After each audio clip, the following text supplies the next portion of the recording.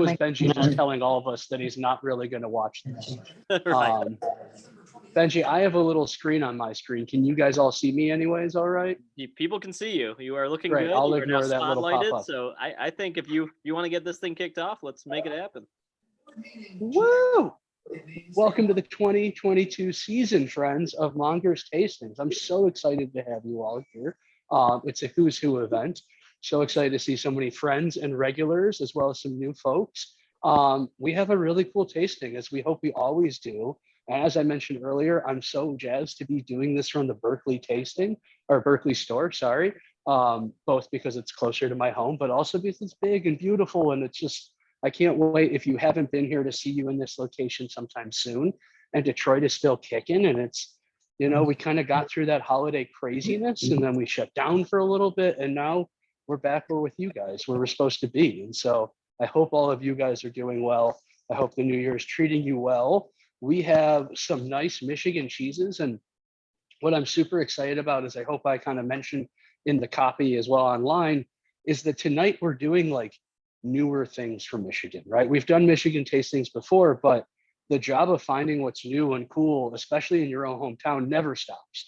And we've had a whole influx of cool Michigan wines, thanks to Jared and Matthew doing wine buying at both stores respectively. And we have some cool new cheeses. We're working with a creamery that I've probably emailed about a dozen times and always heard no. And so I'm excited for tonight, but I'm getting ahead of myself. In case anybody doesn't know, my name is Zach Berg. I am the head cheesemonger and co-owner at Mongers Provisions. We have Benji on here with me. Benji's the monger behind the Mongers, and make sure we always are on top of things. So if you guys have any questions tonight, ask one of us. I won't be able to see my chat, so Benji will help me see anything that gets mentioned in the chat. But it's a really small group, and so I really encourage everybody to unmute yourself, make this a conversation. It'll be that much more fun that way. Anything I missed in the beginning, Benji? No, you are good to roll, and remind people they can eat cheese before you get through everything. Yes, thank you. Eat everything. Don't wait for me to talk about anything. And in fact, tonight, more than a lot of the other nights, this jam is just perfect for most of everything on the tray. And so don't wait for me to talk about adding things. What we're going to do is I'm going to kind of go one by one down our menu, introduce all the cast of players, and then we'll start adding it all together. But you don't have to wait for me to start playing with the food, if you will. So thank you for that reminder, Benji. And I think this is going to be the very first time that I've ever started with crackers, but I am so excited about these flipping crackers. All right, so we have crackers from Max Leonard. And I don't know how many of you guys have heard of Max, but Max is the baker who started Ochre Bakery, where we get baguettes in Detroit. And he's no longer with Ochre. Max has had a very cool journey and is, one of the most dedicated bakers in the area. And Max and I talked since our very first space at Farm Field Table about, how Michigan needs more bakeries, how Michigan needs to celebrate the grain, right? We all know that we are in the grain belt, but I think most of us probably be surprised to know that we eat very little Michigan grain here in Michigan. Most of our grain gets shipped off. We eat a lot of Northern Canadian grain. And I wanted it, being a Michigan tasting, to be Michigan from nuts to bolts. And so we finally accomplished that. This is Michigan wheat grown in Hampshire farms in Kensington, Michigan, and it's milled in Kensington and then baked in Ferndale. So if anybody's not heard of Max, check him out on Instagram. He also has the Not Secret Bakery, which is where you can get his bread, which is just a pop-up at his house. So this is a really small and cool operation. So I'm letting you in on the Not So Secret Bakery. But we have crackers from him, which is not a product he makes, but he made it for us, which was awesome and really fun to kind of see his mind working through all these different experiments. So wheat with toasted sesame, super delicious. Yeah, first time ever starting with the cracker, but it really deserves its own introduction. The wine we have is from Shady Lanes, and it's the Frankenfrank. One of my new favorite wines, or grapes, I should say, has been Blaufränkisch. I didn't know it really until Jared brought a bunch of Blaufränkisch to the store, Blue Franc, and it's a really lovely soft grape. It kind of reminds me in some ways of like Pinot Noir. It has a similar kind of body, maybe a little bit darker blueberry notes and less of that like bean cherry. In this case, we're mixing it with Cab Franc and a little Merlot. Michigan wine has changed so much. I don't know how many of you guys drink Michigan wine, but even since we've been home doing this project for the last 5 years, I feel like Michigan wine continues to really just change and accelerate. Cab Franc is going to be one of those old guard pieces of Michigan wine, right? From everywhere from the Finger Lakes all the way in this longitude, you're going to see a lot of Cab Franc because Cab Franc ripens very early compared to like a Cab Sav. So having Cab Franc makes a lot of sense. And then mixing it with a little Merlot for structure, I think this wine's just lovely. So those are our two first things. And then we have the Gus and Gray jam. Terra Gray. I imagine most of the people on this call at some point now have had a Gus and Gray product, but Tara's been our jam maker since day one, our jam pimp, as she likes to say. And Tara has grown along with us. She now has her own space in Eastern Market. When we first met her, she was making all of her jam around the corner from the Detroit store at the Traffic Jam and Snug. And now she has her own space. Now she's already actually, I should say, almost outgrown her new space. And it's just so cool to see her. She's on QVC selling her jam, and it's just amazing. So she makes really cool, low sugar, as much Michigan fruit as possible, jam, not jelly. So those are our accompaniments, if you will, tonight. But let's dive into some cheese. And like I said, the jam is going to be great throughout the night. I'm going to just dive here with my fingers since no one else is eating this. We have Fromage Blanc, some white cheese. And it's a really fun way to start a tasting, right? We often go right into these like Bries or something like we have in front of us with the Belle Noire. But as I was explaining to Daniel before he left, I think doing something like Fromage Blanc or a fresh chev is really fun because it shows cheese in its like simplest form. And I think as we're talking about what makes Michigan special, because we all know Michigan as an agricultural state, but I don't think we think about it as a dairy state. And these folks are really trying to change that. And you can taste this cheese and tell how beautiful the milk is, right? Kathy and her gang over in Evergreen Lane are doing a really tremendous job, and they're very small. And as I believe I did write in the menu, they started with a goat wandering into their living room. Swear to God, that's the story. They moved up, they're in Douglas, Michigan, so right by Saugatuck.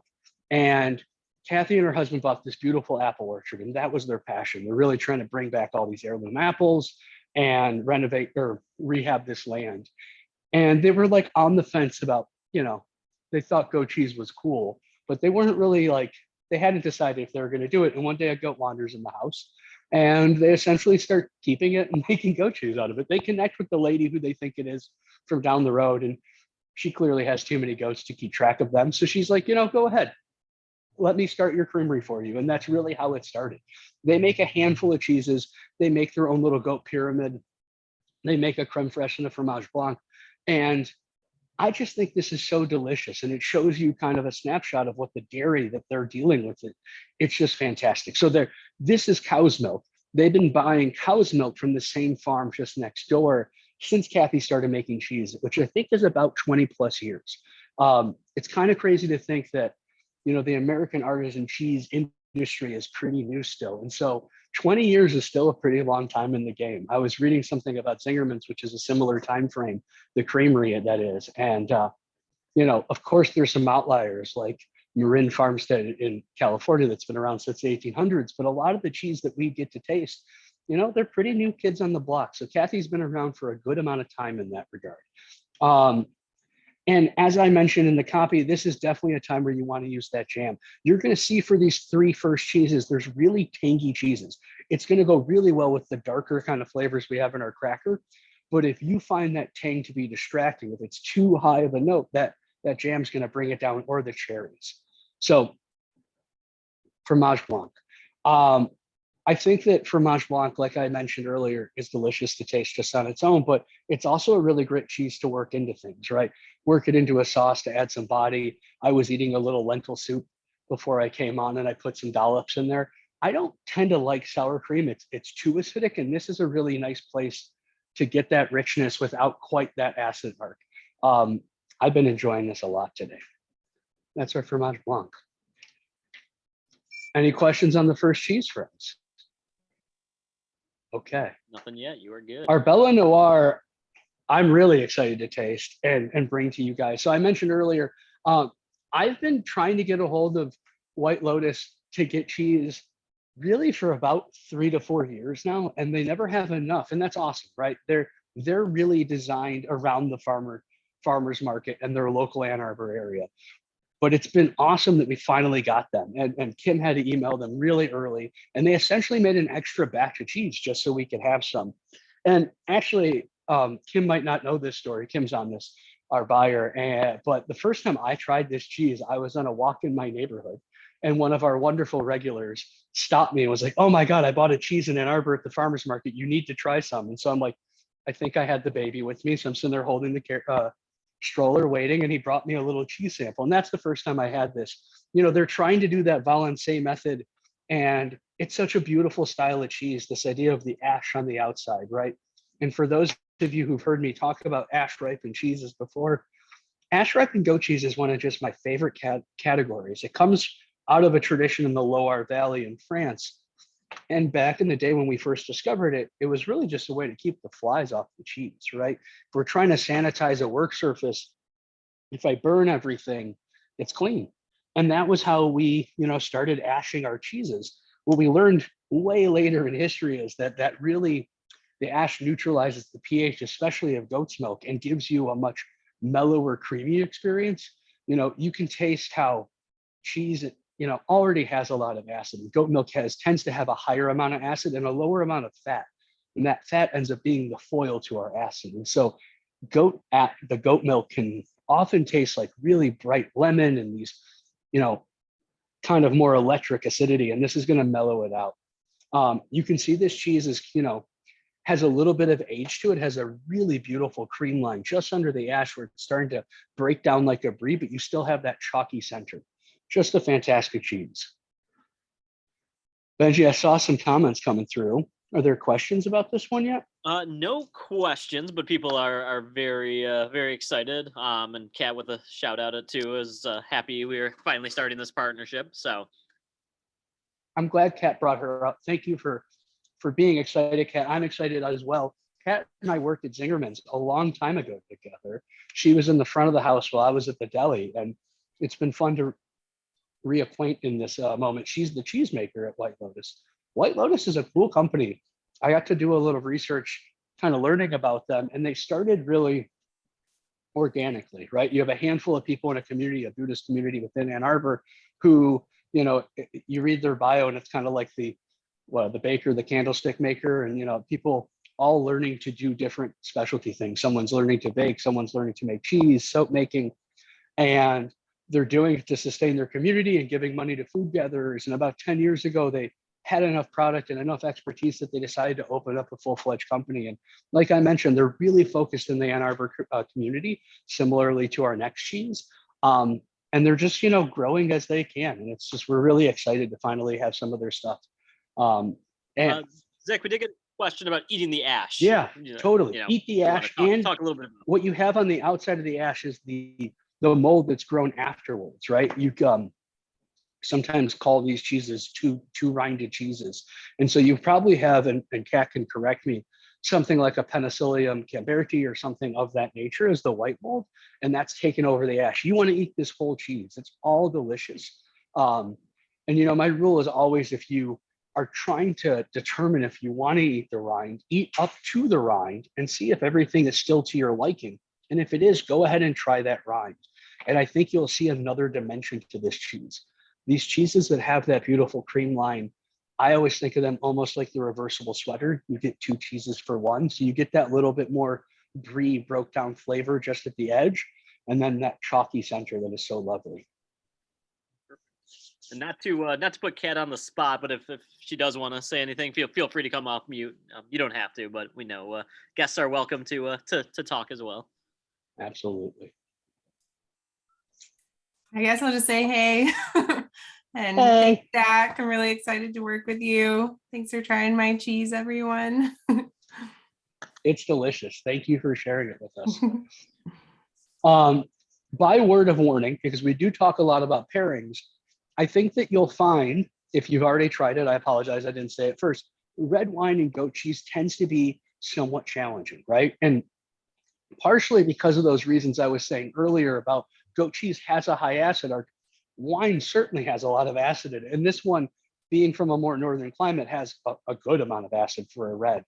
What I would suggest if you want to try it, we need to bring down some of that acid. So adding a little sweetness might break that up, but it's going to be the one that I think has a little bit more friction than some of the other cheeses. And it's just because of the nature of the goat and red. Sometimes they fight a little bit. The older the red will help with that. And then same with the cheese, right? A fresh goat cheese would have been even more of that kind of contrast. But in this case, with that milding out with the ash and the age, it's not as much of a clash. And Zach, we did get a question, a good question from John of why are some cheese rinds edible and others are not? And we know very great question. It does, but you're very. So how I really like to think about this is if we break it into like soft cheeses versus hard cheeses, it becomes a little bit easier to answer. And before I say that, there's a woman who just passed in this last year named Ann Saxelby, who is an amazing cheese educator. And I heard her say, if there's no cloth, wax, or wood, you can eat it.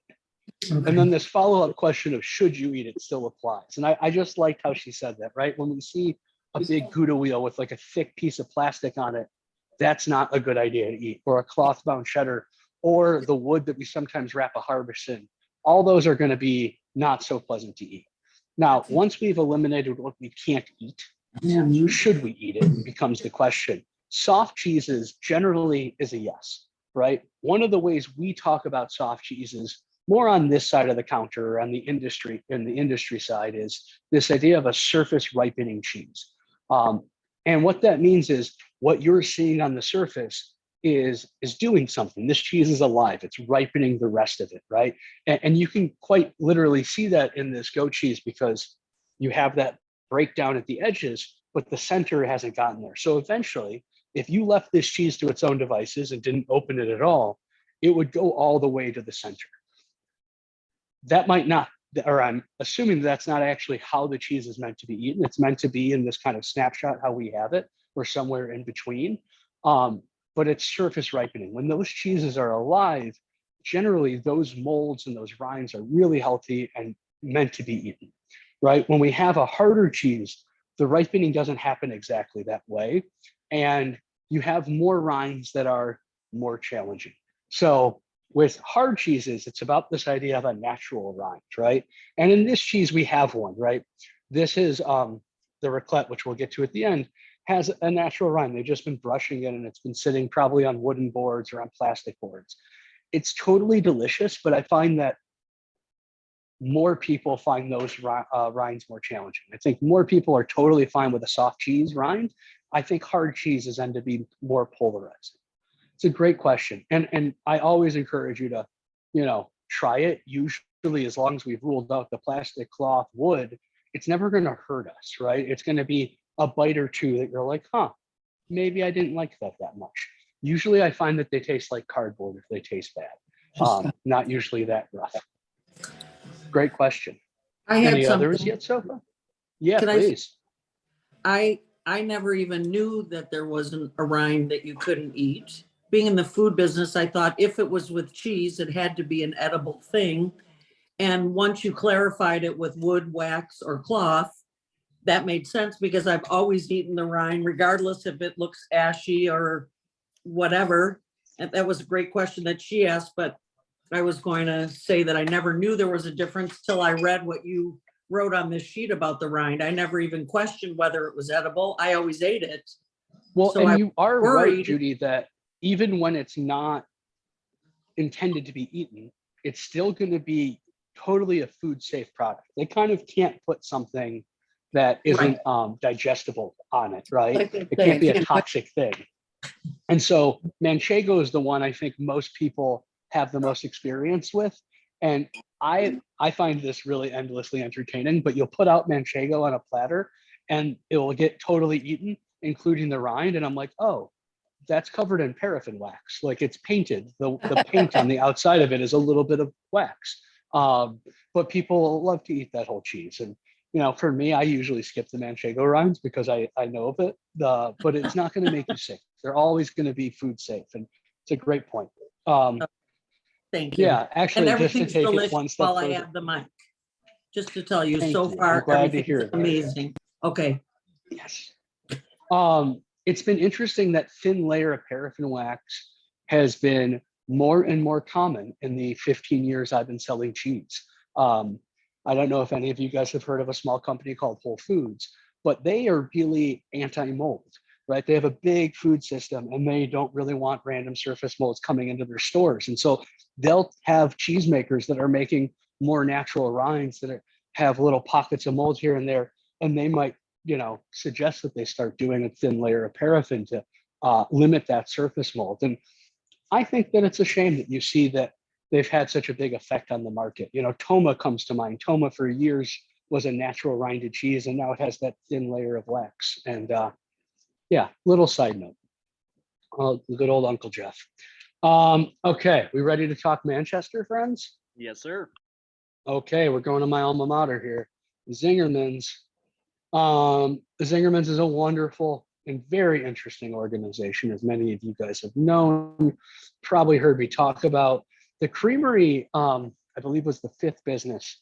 It's about 20 years old now. It was started by a gentleman named John Loomis, and they've always done goat cheese and cow cheese. I guess not always. They started with just cream cheese. That was how it all started, right? Ari found an old recipe for cream cheese and wanted to resurrect it. I still think they have the best cream cheese available commercially. They've been growing and they've gone through some ownership changes, as any Zingerman's business sometimes has the need to do. Right now, a gentleman by the name of Aaron is owning the creamery. And Aaron's family actually supplied the cow's milk for the creamery for the last decade or so. And so in some ways, he's like slowly vertically integrating the company. What I really appreciate about Aaron is that he came to the company and was really, it's easy to show up at a legacy company and be like, everything's great. Let's just tell people we're here.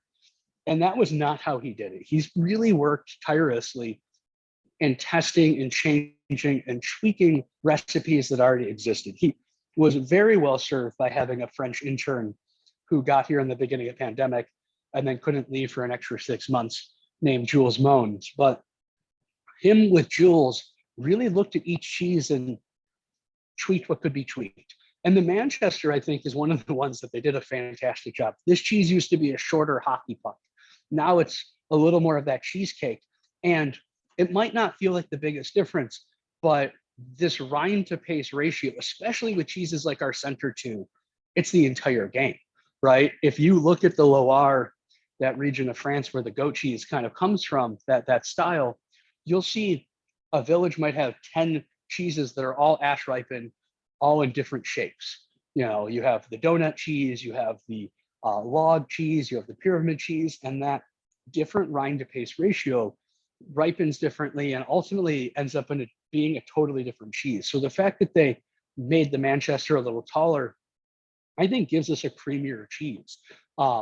It gives you something where you can see that breakdown that we were talking about in the Belle Noire much more pronounced, and you still have that fluffy center. It's beautiful. And to get a little ahead of myself, before I started this tasting, I did Manchester on the cracker with the jam and a cherry on top, and absolutely fantastic. So I really encourage you all to make a little canapé for yourself right now. I also, as we're looking at this cheese, want to take a moment to just shout out the different rinds, right? You often see this kind of brainy look on cheeses, and that's a telltale sign of I believe it's more of a yeast than a mold, or somehow it's not exactly the same as like a penicillium, but it's geotrichum or geotrichum. And geotrichum always gives you those wrinkly cheeses. And you'll often see, back to that double rind concept, a cheese that has the kind of brainy look, but then has the white on the outside. In this case, they're really working hard at the creamery to keep this cheese just geo being the main thing. And you see a little bit of white forming, and some of your wheels might have a little spot of blue or green molds. The creamery at Zingerman's is tiny. And I think that it's so easy for us to think about food facilities as being large stainless steel places. And that's true of a lot of them in America, but some of them are just so small you would be shocked. I would say the creamery is probably about the size of our Detroit store. And that's where they're making all of the cheese. That's just wild. Like, I can't even fathom making cheese in the Detroit store. They do a fantastic job making everything from this cream cheese that they're, award winning, to the Manchester. They haven't made a hard cheese for quite a while. Since I was working there, there was a Cheshire they made for quite a while, but they have a real constraint, because if you wanted to, let's say, make a blue cheese in their facility, it would turn everything else blue. They don't have enough room to kind of segment their storage. And so they really have to be very careful with what cheeses they introduce to the environment. Zach, what is half ripened? That was a quick question that came through as you mentioned that a moment ago. Yeah. Half ripened, is that the question?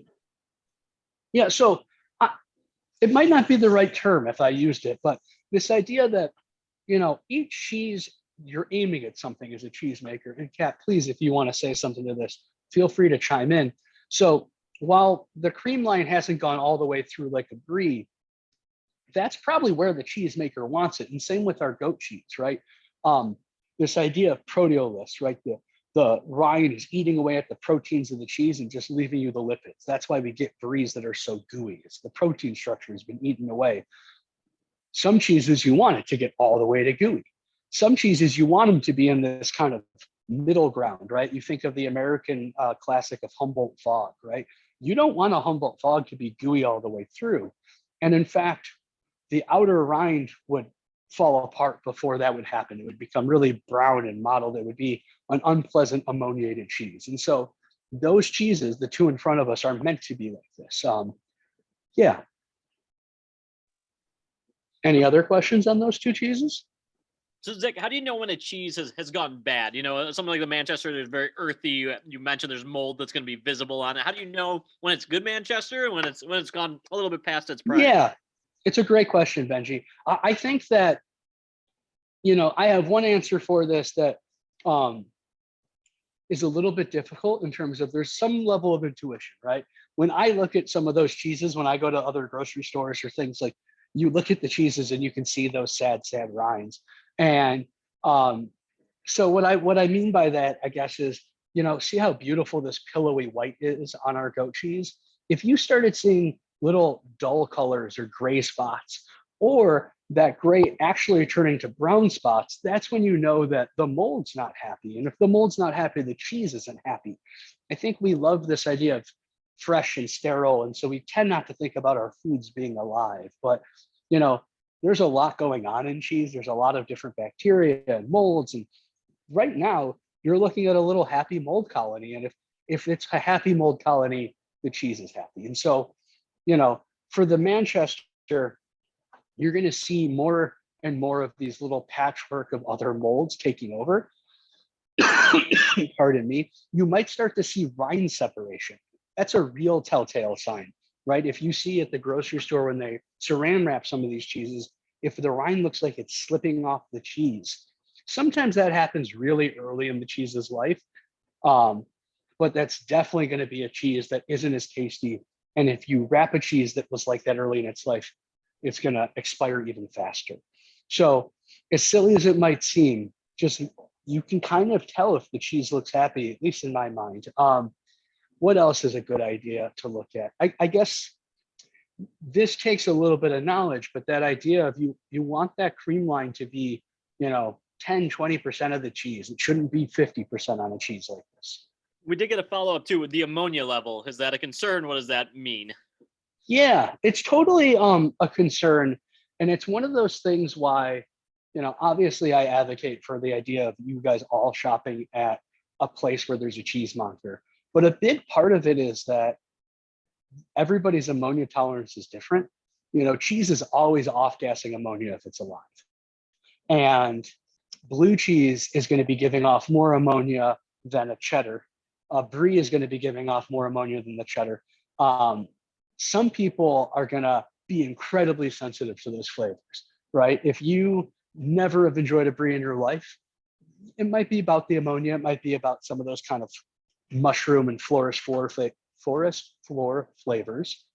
3 F's there. That was hard. But I think that when ammonia for sure goes bad is when a cheese becomes ammoniated, is when it doesn't waft away, right? So if you take a cheese out of the fridge and at first you get blasted with that smell of ammonia, and you put it on the board, and 20, 30 minutes later, it's not really there, or it's just there at the edge or just by the rind, everything's still edible, right? The center is good. Eventually the ammonia will fully permeate the cheese, and you can't let it air out. It just is stuck in there. And that can happen either because the cheese has gone too old, it's gone to the dark side, or because we've stored it improperly, right? If you put cheese in Tupperware and there's no place for the ammonia to go, it will just kind of it'll permeate the cheese fully and become an ammoniated cheese well before it was supposed to. Good questions. Which is why I guess we'll use that as the segue. Always rewrap it in the paper we send it with, right? That paper is really intended as cheese paper. It's micro perforated with kind of supposed to be mimicking like an eggshell, and we import that from Italy. It is a big pain in the butt, but we really love what it does for the cheese, and we think it lasts so much longer in a nicer form. Any other questions, friends? No, I think it's time to head to Leelanau. Head to Leelanau. So we have been to the west side of the state. We've been to Ann Arbor. Now we're going all the way up north to Leelanau. Leelanau, I guess similar to our White Lotus, this is a creamery that I called for years just to get my annual no and moved on. And it's been so cool that it's now a yes. And in fact, we did this 6 months ago. We had this cheese just for a pairing, but we were never able to get it in the case, or if we were, it was very, very small amount for a short amount of time. And we finally have it like as a regular cheese in the case. Leelanau Ricolette is, when I first started in cheese in Michigan, it was the only cheese anybody talked about, right? There wasn't Idle Farms yet. There wasn't White Lotus yet. Zingerman's was still growing and had won, besides the cream cheese, I don't think any awards. And not only had Leelanau won local awards, it won an international award. And so I remember it being like a cheese of legends when I first started. And when we first opened the counter at Mongers, we got it once through like a back channel through Chicago. It was kind of absurd that I got it through this way. But, the original owners, they were really just kind of creating a lifestyle brand. They didn't necessarily want to, take the market by storm. And so they were just making enough cheese to make their life work. And that's how this cheese has been for, decades. Amazing stuff made in a really small capacity. And COVID was a heck of a 1-2 punch for them. And they already were putting out feelers and rumors of them closing. But with COVID, it became apparent they were going to. And the creamery was up for sale for a little bit. It actually went for sale as a property without the business. And people seeing that triggered everybody calling and checking on it. And it's been really cool to see this amazing partnership grow. So you have a gentleman who worked at the Michigan State Dairy for years and years, named Josh, and Greg, I think were the two gentlemen who both came from the MSU dairy background. And they wanted to operate this legacy creamery and scale it, right? They're two younger gentlemen about my age. I believe they both have small families or young families. So this idea of a small lifestyle brand didn't work for them. They wanted to make some cheese, and they had the technical prowess by working at the Michigan State Dairy to really scale it thoughtfully. And I can't overstate how integral the Michigan State is, and it's not just because the game's on right now, in Michigan's dairy. So when Zingerman's was spending over a year updating their creamery facility, all of Zingerman's cheese came from Michigan State. They essentially moved the creamery up to East Lansing, and that's where they made cheese for a year or two as they were doing construction. So technical prowess, equipment, equipment rental, they really help grow the whole system. And so these guys came out of that system. They, like many young people, did not have the money to buy a creamery as well as a brand. And so this really cool partnership grew out of Idle Farms and Black Star Farms, who are both huge up in that area. Idle, we often talk about they're not actually making cheese quite yet in the season, so we'll get their stuff a little later. But they brought the money together and bought this creamery, and so now you have a, you know, a fixture of the community that was saved, and is really, I think, bringing the food community to coalesce around something in a really special way. And we have this beautiful cheese still, and more of it now. This cheese, I think, is showing really beautifully, and it's, you know, from our perspective, when you have only so much space in the cheese case, it's sometimes hard to have 5 Goudas, 4 cheddars, but it's also necessary. They taste so different. And we have not had 2 raclettes that often, but this raclette is so different than the Reading raclette. And I think they're both delicious and fun cheeses. And I'm so happy to have this one. This is a little bit, especially this wheel, it's drier. It's a little more crumbly and a little tangier, but it's just lovely. And this is a rind where if you have not eaten a firm rind before, I really encourage you to try it. It's quite mild.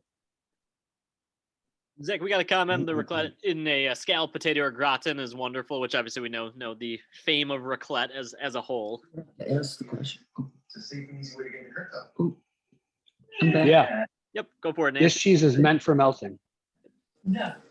Zach, Yeah. you have a delicious grilled cheese in your store that has raclette and delicious caramelized onions. Is this the raclette that they use at the store for that sandwich? So for the Detroit raclette, which is potato chips and pickles, we use the Not that Reading one. raclette. No, not that one. And then the other one, the CTO, or right now as it is the GTO, uses Gruyere, Toma, and the onions. And that's our first sandwich. And it is Right. still absolutely one of our best sandwiches. And so, Judy, you're right that they're all in the same family of cheeses, right? The Gruyere, the Comté, which is the original on that sandwich, and the raclette, they all are this mountain cheese category. And they all are engineered to melt, which is why they're on that sandwich, right? Because these cheeses are made to just be delicious and melt. And Benji mentioned the scalloped potatoes, but raclette is both a cheese and a dish. How many people, I guess I don't see everybody's hands, so this isn't the right idea. Maybe write in the comments if you've ever had raclette proper. But the proper dish of raclette is you put a half or a quarter wheel under a broiler or a raclette machine, because the Swiss love new machines. And you broil the cheese till it's bubbly, rind and all, and then you scrape it onto potatoes or cornichon or sausages or all 3. And it is the best waterfall of cheese that there is. I think that without doing the research behind it, I would almost guarantee that that predates fondue. It's the earlier idea of fondue. It's just a one cheese melty goodness. And I have done that with this cheese. It does a really great job. It is a little, like I said, drier and more aged than the Reading raclette. So it just takes a little bit more warming up. But once you get it going, it's fantastic. What other questions do we have, gang? No questions, some comments on people. Some, Paula had it at a Christmas mart in Paris, a nice raclette. So Yeah, it sounds very, very lovely. You are going to the France region soon. I am. I will be definitely trying some raclette. I was very lucky to, with the help of Benji's editing, win an essay contest. And so I'll be going to French Comté, to the Comté region, the Jura, in July. And Comté has been a cheese that is near and dear to my heart that I've sold the entire time I've been in cheese. And I wrote an essay about, my experiences with it and how things have changed in pandemic. And my essay was selected as the winner. And so 5 days, I'll get to tour that region. And then Kim and I will probably meet up in France and continue eating cheese and discovering new things. So very excited. So our first 3 cheeses don't really lend themselves to this, but you might have just noticed that I sat there and played with my cheese for a second. This cheese is a really great one. When I mention mountain cheeses, I think that often that, doesn't mean a whole lot to many people. But if you sit there and knead this cheese like a piece of silly putty, you'll start to get a sense of why mountain cheeses are known as their melting cheeses, right? When you're judging cheese, your mouth is doing a lot. It's really difficult to get all the information, right? You're salivating, you're digesting, you're chewing. And so sometimes it's important to play with your food a little bit more as you're trying to discover things about the cheese. And with these soft ones, it just makes a mess. But if you sit there with a piece of cheddar and knead it like Play-Doh between your fingers, or a piece of Manchego, or a mountain cheese, or a Gouda, they all will react quite a bit differently. And what's always remarkable about mountain cheeses is it really ends up being like a piece of dough. It doesn't fall apart. And that's back to that whole, it's engineered to do exactly this. We've really allowed the proteins to fuse together. So back to how cheese is made real quick. If everybody can picture their cup of yogurt that has the liquid on the outside and the curd in the center, the liquid's whey, the curd is, or the center is a curd. The more I cut the curd, the more liquid is expelled. And eventually I'm going to want to start pressing it if I want even more liquid, right? If I'm talking about this Fromage Blanc, I only cut it as much as I ladle big scoops of it into a bag and let it drain. That's it. When I get to these cheeses, I probably cut it a little bit more, and instead of a bag, I put it in a smaller mold, which helps push with a little bit more liquid out. When I get to a cheese like this, I'm actually putting it under hydraulic presses or old stones back in the day, or some kind of vise. And I'm really pressing it. And often I'm pressing hot curds. It's a cooked pressed cheese. And what will happen, as opposed to like a Manchego that's just a pressed cheese, those proteins will fuse together. And that's why when I sit there and work it between my fingers, it doesn't just fall apart in between my fingers the way a cheddar would or a Manchego.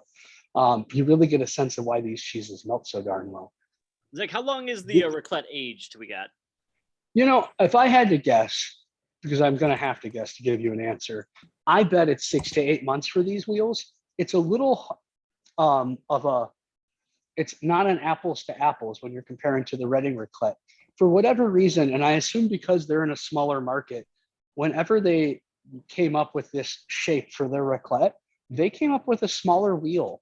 Most Ricolette, if you buy it in Europe or if you buy the Vermont Ricolette that we carry, is a 20-pound flat wheel. It's the same height, but it's 20 pounds. They're making 5 or 7 pound wheels. And so, the size of the wheel makes a huge difference in how it ages, right? If you think about the cheeses that you see at 3 years, like a Parmesan, it's an 80-pound cheese. It's this big drum. If I have a 7-pound Manchego wheel, after a year, it's way too dry. It doesn't have enough space to age gracefully. And so this cheese at 6 or 8 months eats like a 10 or 14 month Reading Ricolette, if that makes sense. And it's not a perfect comparison, but it ages more rapidly. This, by the way, and we're going to jump into pairings, I think this cheese with the wine is bellissimo. Are we ready to talk pairings? Does anybody have questions about the individual cast of characters? I think you can start melding these things together. Cool. Also, what do you guys think about the crackers? People loving the crackers? I really love the crackers.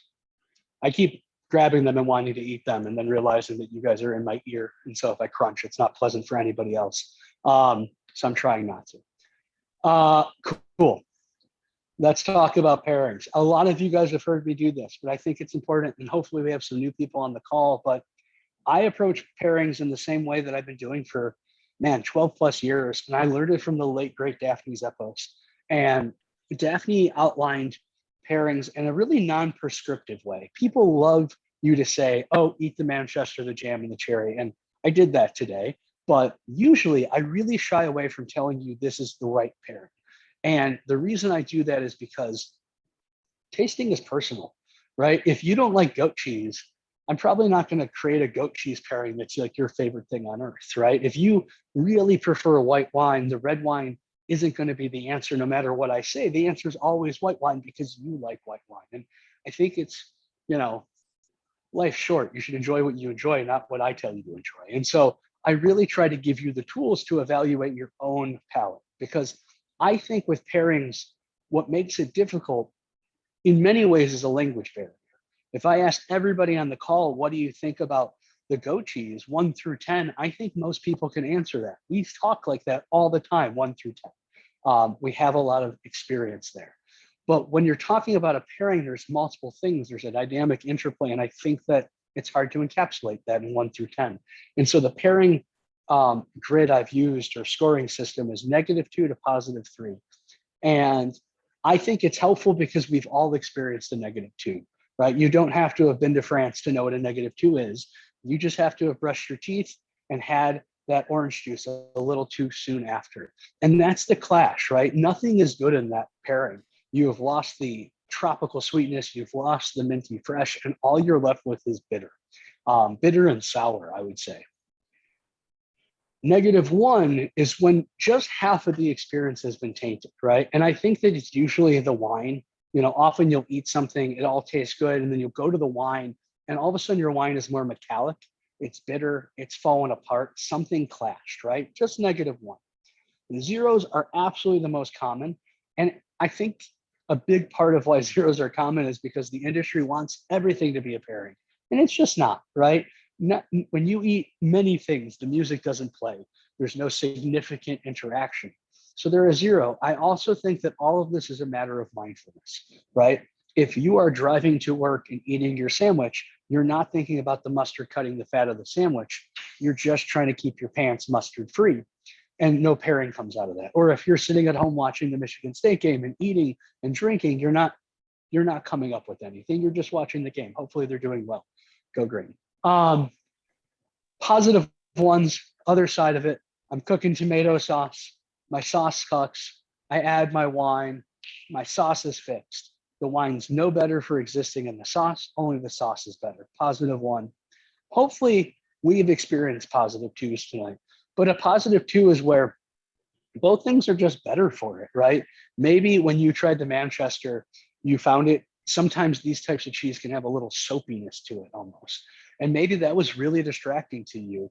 But when you had it with the wine, the fruit in the wine just knocked that away and brought out the creaminess of the cheese. And maybe the saltiness of the cheese brought out the fruitiness of the wine.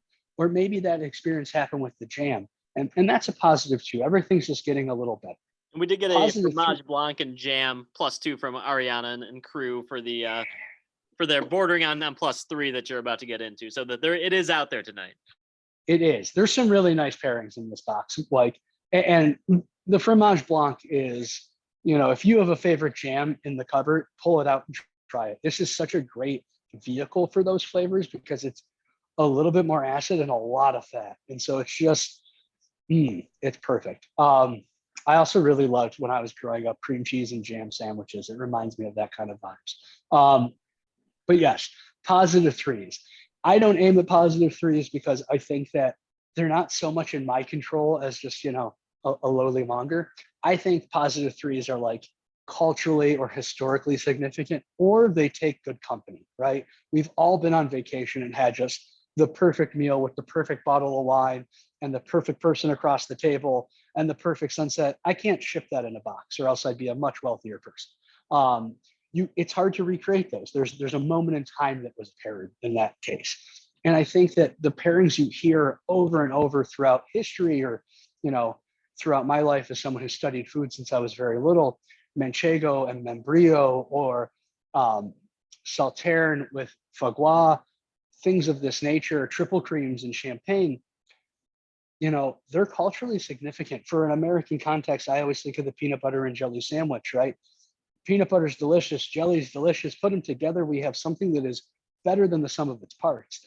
And we mostly eat it like that. It becomes the way you eat that product. And that's what I look for in a +3. And so, you know, Ricolette, I would say that sandwich that we have at the store borders on a +3 because they've been eating raclette and potatoes with a pickle for a really long time before we shoved it all in a sandwich. And so, and same with the onion sandwich that Judy mentioned earlier, right? Like French onion soup is fantastic, right? There's a reason we all love those so caramely onions topped with a cheese that can hold its own, but is also just incredibly milky. And you put that together in a sandwich and it's never going to be bad. So +3s are really fun, and I think you can have fun with them. But I want you to discover +3s. So I tend to aim at those +2s. And thank you, friends, for already telling us what you've enjoyed, because, you know, that's the other part of all this is it's so much more special when you share it, right? Zingerman's has the how to rate food. And I always remember that if you get something that is a 10, the next step is to run around and make sure everybody tasted it, right? for a single food 1 through 10. I think when you find a positive 3 in the world, like they're so much better for sharing, right? They're the things you want to go run over to your partner and be like, oh my God, you have to try this together. And so I hope you've discovered some positive 3s. If you do, please let us know. It's really fun that way. What pairings have we discovered tonight? Has anybody been blown away by anything? Has anybody been shocked by? Do we have any anti-goat cheese people before we started? Any converted tonight? We got a Fromage Blanc who would make an amazing cheesecake, which probably Yeah, would be fantastic. there's an Easter cheesecake, and I'm probably the worst person on this call to come up with the answer for this. I believe it's a Polish Easter cheesecake, but it is Fromage Blanc and all these fresh cheeses kind of formed into a cake. I only remember this because working at Buy Right in San Francisco once a year, I'd sell an absurd amount of Fromage Blanc to people who were forming this cake. Bonus points if anybody knows what I'm talking about and can tell me the name of it, but it's delicious. I got a slice one year. Benji, has Mike showed up on the call by chance? Mike is on the call if we are ready to talk chocolate. What do you guys Very think? Are we much ready to juicy. talk chocolate for a little bit? We can always come back. I think it's a good time to bring in the chocolate, which is also potential for some great pairings as well for people who are not familiar with chocolates and some cheese pairings. Beautiful. Mike, hello, my friend. Thanks for being here tonight. Hey, thanks We for having me. appreciate- Oh, absolutely. So, Mike, you are the owner of Crow and Moss, right? That's right. you tell Started us a 2 years ago, and oh, go ahead. No, I was just going to ask, tell us were about you you saying? guys starting. I know you guys are newer on the scene, and how'd you get into chocolate?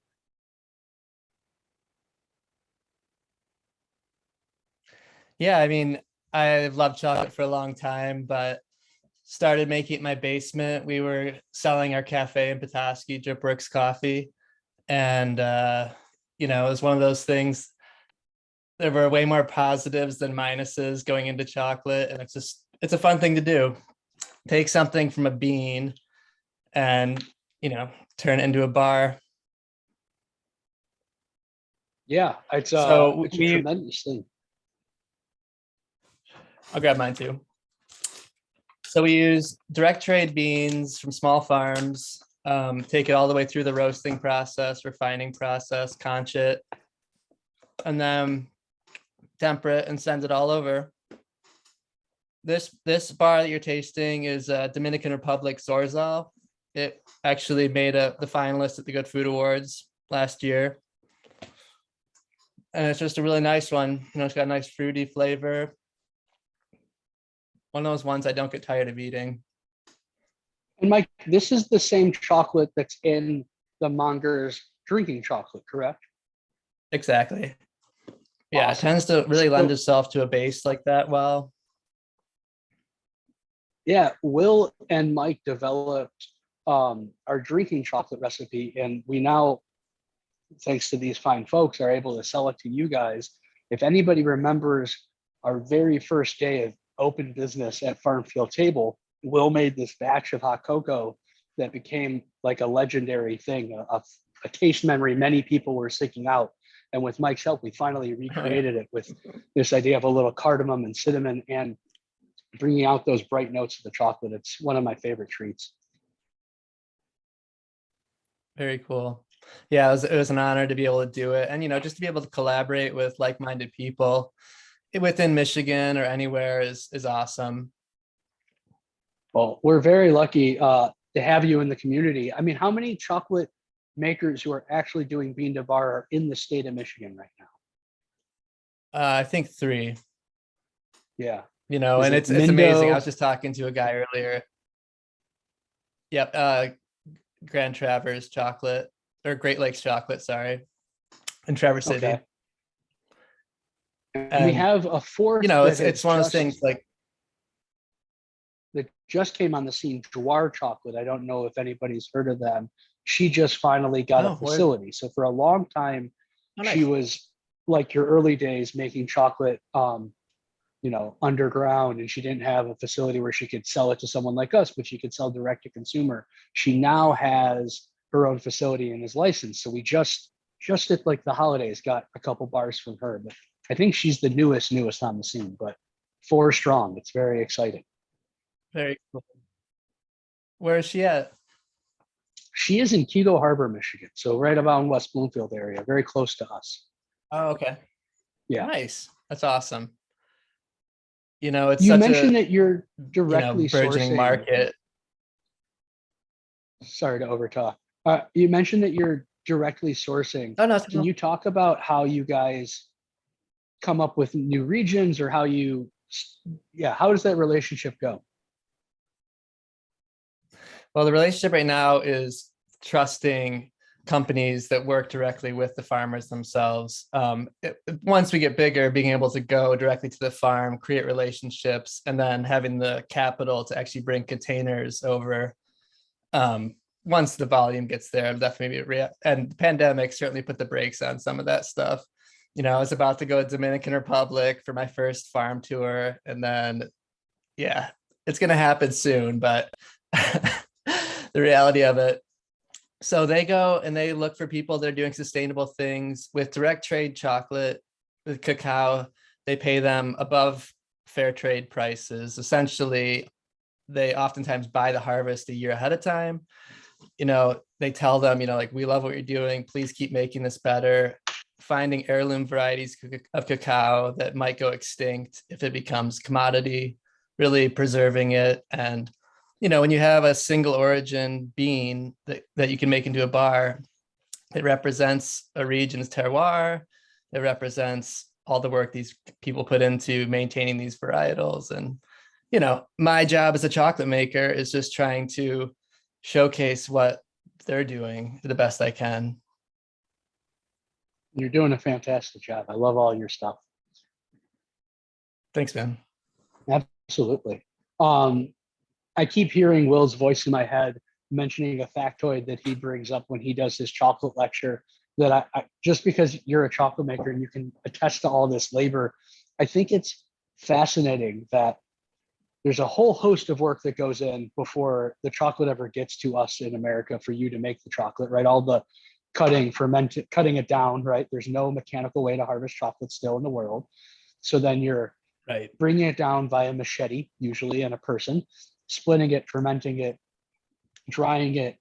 When you finally get the chocolate, going from a bean to a bar on a, I'm going to not have the right words for this because I'm not a geologist, unlike Will, but the particulate size would be the equivalent of taking a masonry brick and getting it to be a grain of sand. That's a lot of work. That's a lot of energy. And you guys are, it's an incredible amount of effort you guys put into the chocolate, as well as buying it at a higher price. And I just want to highlight this idea that, if you're buying $1 chocolate bar, all the questions you can't answer and you don't want to know the answer to is part of it. And I think that we're so lucky to have people so close to us could talk about where it's coming from and how it's made and put all that love and all that effort into the chocolate. And we get to really experience a special, piece of chocolate because of that. So kudos to you and your team doing all that work. Yeah. And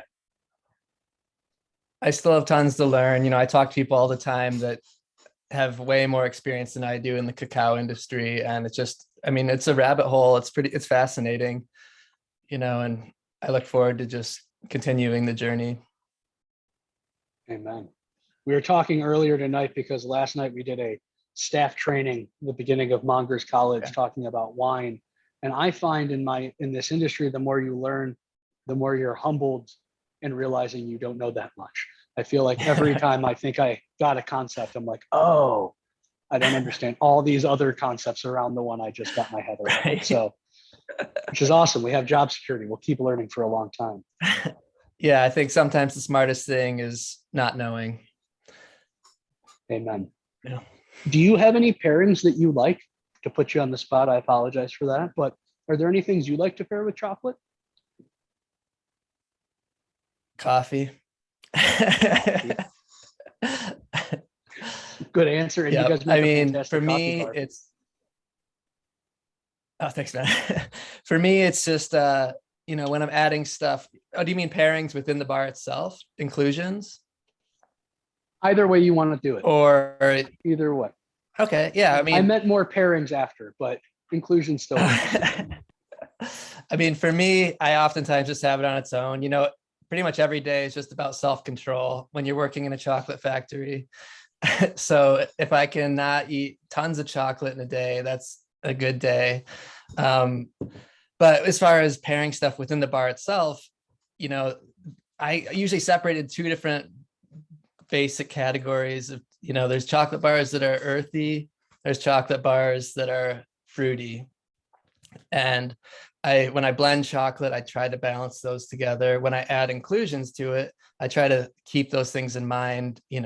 Sometimes adding fruity flavors to a fruity bar doesn't make something very good. Sometimes balancing it with earthy tones can really help mellow it out. It's an art form that I'm definitely just getting into, but it's a fun one. Are there I'm any? sorry, I'm a little braced. Go ahead. You're great. Are there any origins that you guys have on your wish list that you hope to one day be able to play with? I don't know, Mayan Cooperative or some of these Bachelor Hall estates in Jamaica. Some of these really cool estates that you hear about over and over.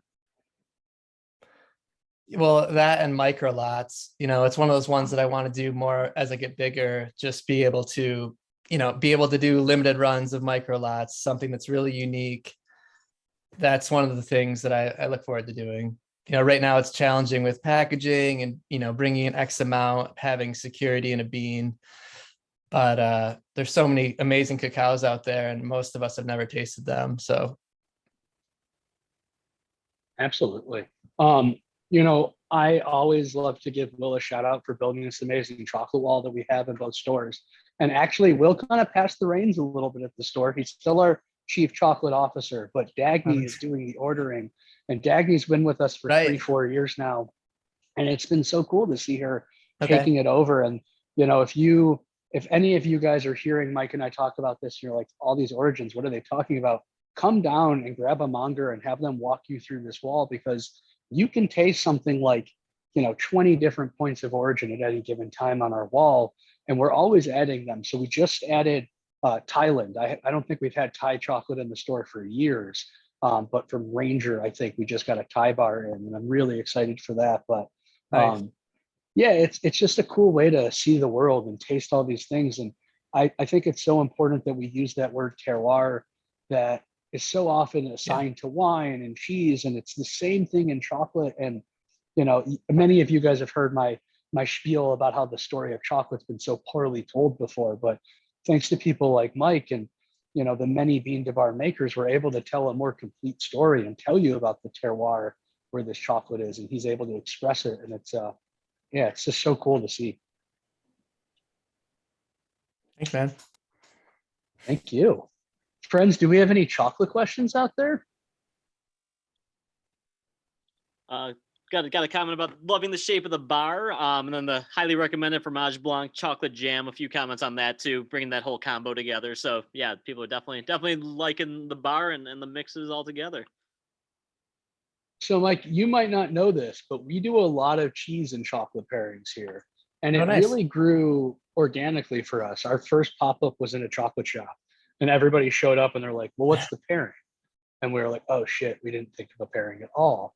We had one by the second time, but I find that adding them is really nice. And, it's, they're all fermentable. They have some similar flavors, but I think all 4 of our cheeses tonight go really well with the chocolate. I haven't tried it with the jam yet for the trifecta, which I'm about to do right now, but yeah, chocolate and cheese is fun. Any Nice. other questions out there, friends, in chocolate and cheese and wine and pairings? What questions do you all have out there? We got a chocolate with the Manchester from Cat combo, but no questions right now. With the jam, that is a positive 3 right there. That is maybe the best pairing I've had on screen. Wow. Heck yeah. Thank you. What type of jam? So we did the trifecta from Gus and Gray, which is triple berry, raspberry, blackberry, blueberry. So yeah, that works very, very well. Is everybody, well, go ahead, Benji. Oh, I say, someone asked, how did you become so interested in cheese, Zach? I became so interested in cheese, man, it would have been around 2008. That sounds right. And I was always in food. I started washing dishes at 12 years old, and they couldn't get me out of the kitchen. Nice. But it really shifted when I worked at Zingerman's, and that was the first time I got into cheese. And my epiphany cheese was a wheel called Gabiatu, a sheep's milk from the Pyrenees. And I very distinctly remember taking a bite of this cheese and looking around the room and being like, why was no one telling me the cheese was this good? Like, I would have been eating this years ago. I was like thrilled, and I felt like someone was hiding something from me. And so I, got very into it and was a huge nerd at work, and asked such a volume of questions that they stopped answering my questions and started handing me books. And eventually they started letting me host tastings like this at Zingerman's when we still did things in person. And so I have been selling cheese for like 14 plus years, and the cheese industry has grown, kind of similar to where chocolate's having like major growth in the last decade. And we're starting to have, awards and different, things that the consumer can kind of follow a little bit more. Everything from the Good Food Awards, which is beyond chocolate and an amazing, amazing system. Tara's won a Good Food Award before. We're very proud of her for her apple butter. To the, the Northwest chocolate, I believe, or I don't remember the different metals, but there's starting to be metals and things that you see on chocolate bars, and it's growing. And cheese was similar to that in the last 10 years, where there's the Cheesemonger Invitational, there's the CCP, so now there's a certified cheese professional exam, and you start getting these kind of pieces of the puzzle and become a more robust industry. And so I've been a certified cheese professional for, 6 or 8 years now. And in 2014, I got second place in the Cheesemonger Invitational, which really helped me go from, competing in these competitions to judging them, which is so much more fun and less stressful. So, that's how I've gotten into cheese. And, Will and I moved home about 6 years ago, and we were very lucky and happy to see that there wasn't a lot of cheese shops in Michigan. And so we opened up Mongers, and it's been a fun journey ever since.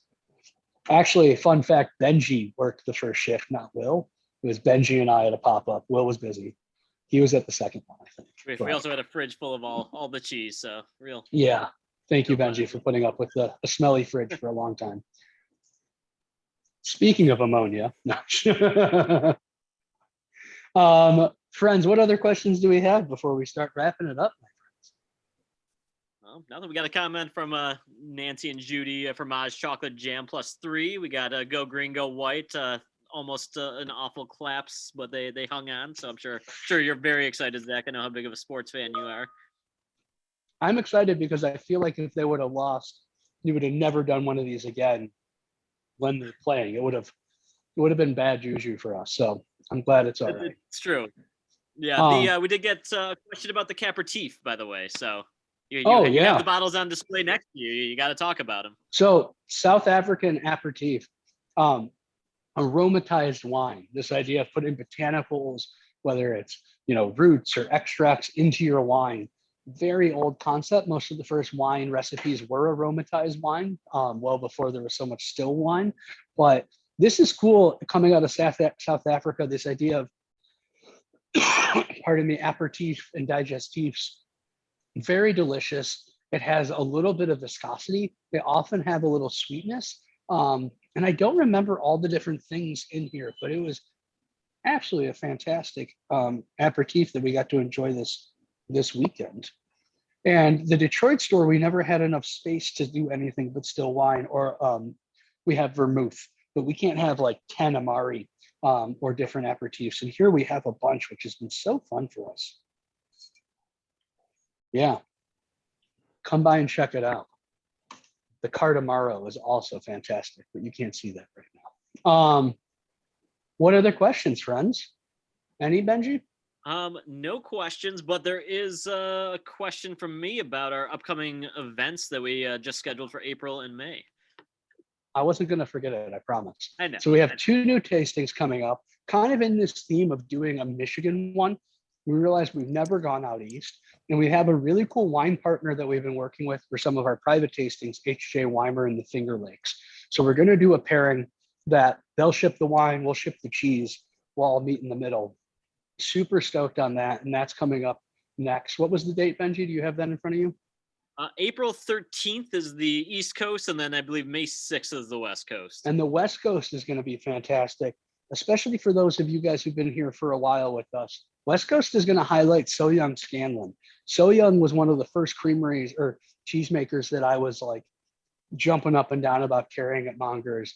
She is in Petaluma, California, and she makes her first customer was Thomas Keller of the French Laundry. So she makes a lot of the dairy for TK restaurants, everything from Per Se in New York, Bouchon in Vegas and California. And I had the privilege when I first moved to California of doing So Young's deliveries. And so we're on a very short list of people who can retail her cheese. She's much more into fine dining. She would have been on 11 Madison Park before they went fully vegan. So we're on a fun list of people who get access to her cheese. And, the last 2 years between pandemic and then Petaluma wildfires, we weren't getting her stuff. So we just got a drop of her stuff maybe 3 weeks ago for the first time in 2 years. And she agreed to do a tasting with us. She won't probably be on it with us, but we're going to highlight 4 of her cheeses and a cool West Coast wine to go with it. And then we're kind of trying to figure out whether or not we'll go in person or virtual after that. And we're just kind of waiting to see how things progress. But as you all know, we love doing these tastings, whether it is in person or virtual. And so many of them have come out of your ideas. And so please let us know in the comments or email us after if there's something you want us to dive into. We've really enjoyed using this as an opportunity to talk about a subject or kind of go a little deeper and less surface that we can do on the counters. So, we've done everything from deep dive into stinky cheeses and blue cheeses to the canned fish tasting of last year. But West Coast and East Coast coming up next. Always check us out on our various social medias to find out what's going on. We're going to be releasing some new bundles and packages and kind of sampler bundles in the next little bit. But I think that's about it that's going on right now. Did I miss anything, Benji?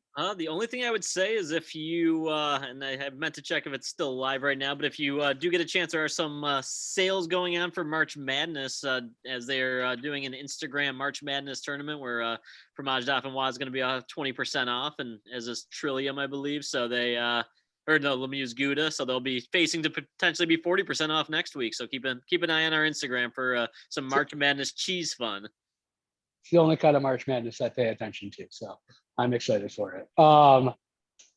Let us know, friends, if there's anything we can bring you. There's always fun new products arriving at both stores, thanks to the wonderful team. Soup is on, sandwich specials are back. I think that there might be a little bit more of the kimchi, which was kimchi sandwich. I believe maybe it's sold out, but tuna melt's coming up on Tuesday. So come visit us, say hi. We love having you all here. This is so special that we've been able to do this for so many times and all the familiar faces. I really can't thank you guys enough. So thank you from the bottom of my heart. There's nowhere else I'd rather be than standing here tasting with you guys. So Benji, anything else there? I think you wrapped it up beautifully, Zach. Thank you everybody for coming. And we're going to stop recording, but please hang out and say hello.